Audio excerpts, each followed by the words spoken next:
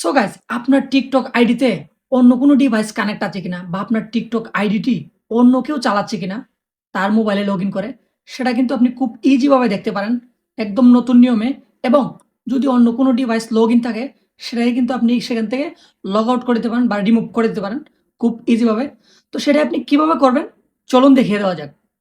তো তার জন্য প্রথমে আপনি TikTok আইডিটাকে ওপেন করে নেবেন। মানে TikTok অ্যাপসটাকে ওপেন করবেন।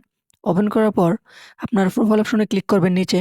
ক্লিক করার পর উপরে একটা 3 লাইন একটা অপশন পাবেন। এখানে একটা ক্লিক করে দিবেন। ক্লিক করার পর এখান থেকে সেটিং অ্যান্ড প্রাইভেসি এই অপশনটাতে একটা ক্লিক করে দিবেন। তারপর এখান থেকে সিকিউরিটি অ্যান্ড পারমিশন এই অপশনটাতে একটা ক্লিক করবেন। এখান থেকে ম্যানেজ ডিভাইস এই অপশনটাতে একটা ক্লিক করবেন। ক্লিক করার পর অপেক্ষা করবেন।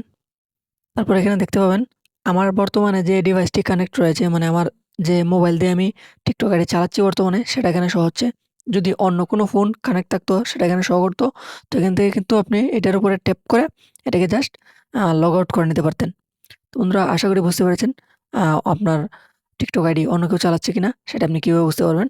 ভিডিওটি শেষ পর্যন্ত দেখার জন্য ধন্যবাদ।